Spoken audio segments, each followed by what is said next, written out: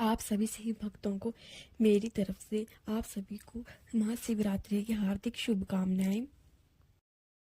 महाशिवरात्रि को आत्मा और परमात्मा के दिव्य मिलन की पावन रात मानी जाती है।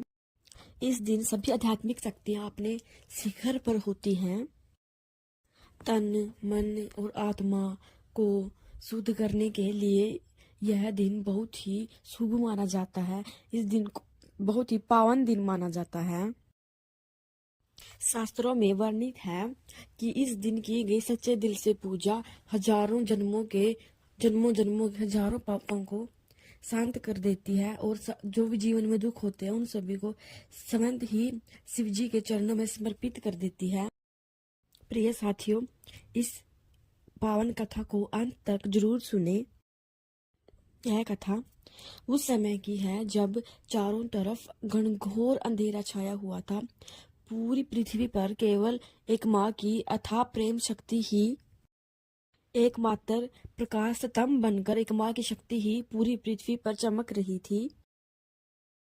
गांव के छोर पर एक टूटी फूटी सी झोपड़ी थी। उसमें एक माँ रहती थी जिसका नाम देवकी था। उसका संसार, उसकी सांसें, उसका सब कुछ, उसका इकलौता पुत्र माधव ही था।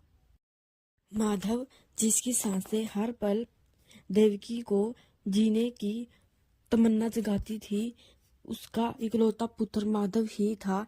लेकिन माधव एक तरफ बीमारी में पलके झपका रहा था, मृत्यु की ओर बढ़ रहा था। यह महाशिवरात्रि का पर्व था जब उसी दिन देवकी ने भी अपने पुत्र माधव की लंबी आयु के लिए कठोर व्रत रखा था। पर इस वर्ष नियति ने ऐसा खेला कि उस एक माँ का हृदय चित्कार हो उठा। माधव बेटा आंखें खोलो, माधव बेटा आंखें खोलो। माँ की आंखों में फटा आंचल झलक रहा था। माँ ने माधव के माथे पर हाथ को था तो माथा बहुत तेज बुखार से तप रहा था, आग से झुलस रहा था और उसकी आंखें, उसकी सांसें इतनी धीमी चल रही थी कि मानो किसी भी वक्त सांसें उसका साथ छोड़ सकती हैं। मानो किसी भी वक्त माधव की सांसें थम जाएंगी। और हे महादेव, ये तुम क्या कर रहे हो? एक माँ की आंखों से टप टप आंसू की नदी बह रही थी। मेरा महादेव, मेरा चांद सा बेटा, मेरा चांद का टुकड़ा ऐसे क्यों पड़ा है? ऐसे बीमार क्यों पड़ा है? बोल बोल कर माँ देवकी के आंखों से निश्चल आंसू टपक रहे थे। माँ देवकी के आंसू माधव के होठों पर गिर गिर कर सूख रहे थे। गरीबी के कारण माता देवकी के पास माधव के इलाज के लिए एक भी पैसा नहीं था। उसका एकमात्र सहारा उसकी अटूट शिव में श्रद्धा थी। और शिवरात्रि का दिन था और माँ देवकी सुबह से भूखी प्यासी बैठी थी कि उसके अपने शरीर में जान नहीं थी। लेकिन देवकी माँ की सांसें तो अपने पुत्र माधव में ही अटकी हुई थी। रात हो चुकी थी। चारों तरफ मंदिरों में घंटियां की आवाज गूंज रही थी। शिवरात्रि का पर्व मंदिरों में जोरों शोरों से मनाया जा रहा था। हर ओर चारों तरफ शिव भक्ति का ही वातावरण था। लेकिन माँ की झोपड़ी में तो सिर्फ माँ के अंदर आंसुओं का शोर ही था। माँ के दिल का दुख का शोर ही उसकी झोपड़ी में गूंज रहा था। उसने अपने दुर्लभ हाथों से हाथ धोकर मिट्टी का एक शिवलिंग जो उसके घर पे था उसको साफ किया, धोया। जो उसने मिट्टी से शिवलिंग बनाया था उसके पास में ही एक टिमटिमाता दिया रखा हुआ था और वह इसी तरह जल रहा था जैसे माँ के दिल में आशा जग बुझ रही थी। माधव की सांसें अब धीरे धीरे और भी धीमी पड़ती जा रही, और भी मंद पड़ती जा रही थी। देवकी माँ ने उसे कसकर अपनी छाती से लगा लिया। जैसे वह अपनी आत्मा की गर्मी से माधव की जान बचाना चाहती हो। फिर देवकी रो रो कर कहती है, हे माधव बेटा, प्लीज कृपया मुझे छोड़कर मत जा, तू मुझे छोड़कर नहीं जा सकता, तू मुझे छोड़कर नहीं जा सकता। मैं किसके सहारे जीऊंगी माधव, तुम्हारे बिना मेरा कौन है। भोले भंडारी, कृपया मेरी जिंदगी से दूर करो अंधियार, कृपया करके दो वापिस करो मेरे पुत्र के प्राण, मैं आपके चरणों में दे दूंगी दम।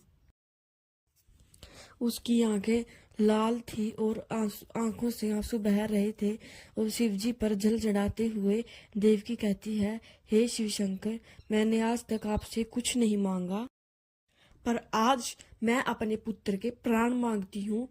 हे त्रिलोचन, हे तीनों लोक के देवता, कृपया करके मेरे पुत्र के प्राण लौटा दीजिए। उसके स्वर बोलते हुए कांप रहे थे और वह रोते रोते शिवलिंग के चरणों में सिर माथा रख कर रोने लगी। हे शिव, मुझसे ऐसी कौन सा पाप हो गया जिसकी सजा आप मेरे पुत्र माधव को दे रहे हो। मैं बहुत अभागिन हूँ, प्लीज कृपया करके मेरे पुत्र के प्राण लौटा दीजिए। मेरे पुत्र तो अभी बहुत छोटा है, उसने अभी तक दुनिया भी नहीं देखी। माँ बेटे की करुण पुकार उस सन्नाटे को चीर रही थी जो सिर्फ हवा के सिरहाने से टूटता था। माधव की सांसों की आवाज, जो अब मुस्कुराहट मात्र थी, देवकी के हृदय में सूल की तरह चुभ रही थी। हर पल उसे लग रहा था कि यह अंतिम पल हो सकता है। नियति ने ऐसा खेल खेला कि मेरी सारी खुशियां छीन ली।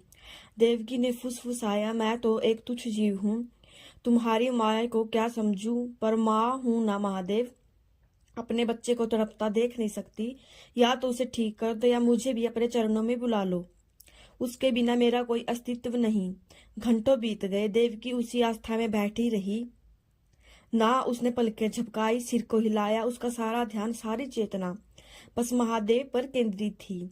बाहर सर्द हवा चल रही थी, पर उसे न ठंड का एहसास था, न भूख का, प्यास का। उसका शरीर तो आत्मा महादेव के चरणों में विलीन हो चुकी थी।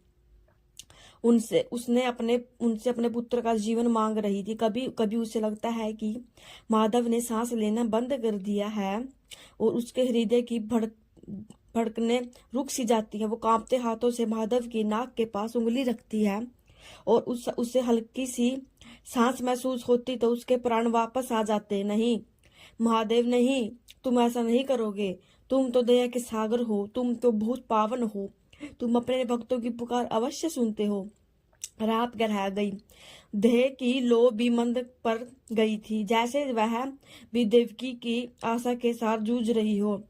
देवकी ने फिर एक बार आंखें बंद की और उसके मन में बस महादेव का नाम गूंज रहा था।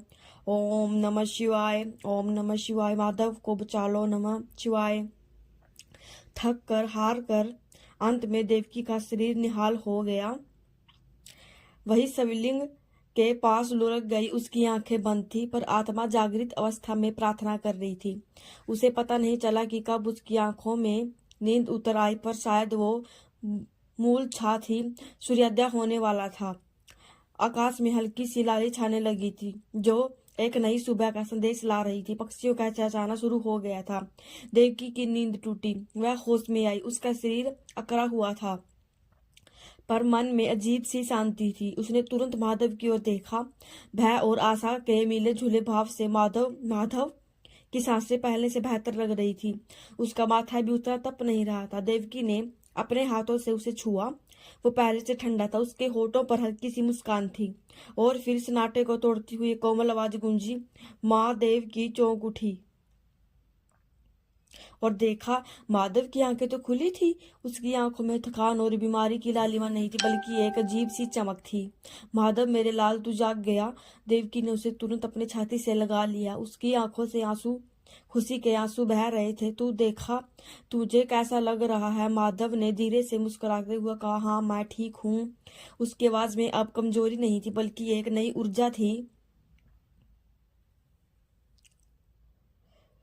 देवकी ने उसे थोड़ा दूर किया, उसके चेहरे पर हाथ फेरा। क्या हुआ मेरा बेटे, तुम्हें क्या हुआ था? मैं बहुत डर गई थी। माधव ने आंखें खोली और अपनी नन्ही उंगलियों से अपने माथे को छुआ। माँ, रात में एक बाबा आए थे, अब सब कष्ट दूर हो गए हैं, उन्होंने मुझसे बोला। फिर उन्होंने मुझे आशीर्वाद दिया और चले गए। देवकी के शरीर में एक सिहरन दौड़ गई। जटाधारी बाबा महाशिवरात्रि की रात, क्या यह सब वह महादेव थे? उसके होठों से अशुभ शब्द निकले। महादेव, मेरे महादेव। माधव ने फिर कहा। उन्होंने कहा कि मैं ठीक हो जाऊंगा, मैंने तुम्हें चिंता न करने को कहा था। देवती ने माधव को कसकर गले लगा लिया। उसकी आंखों से आंसू बहने लगे, पर बार में वे दुख के नहीं, असीम आनंद के थे। मेरे लाल महादेव अवश्य सुनेंगे, मैंने कहा था कि वे सुनेंगे मेरी पुकार। शंकर आए मेरे द्वार, संकट हर लिया, प्रभु ने दिया जीवन दो उपहार।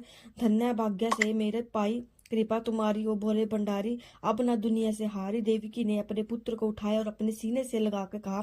उसकी आंखों के सामने पूरी रात का दृश्य घूमने लगा, उसकी करुण पुकार, उसकी वेदना और यह अलौकिक अनुभव। उसने शिवलिंग की ओर देखा, उसकी आंखों में असीम श्रद्धा थी। धन्य हो महादेव, मेरी भक्ति को तुमने स्वीकार किया, मेरी अभागनता को तुमने दूर किया। धीरे धीरे माधव पूरी तरह स्वस्थ हो गया।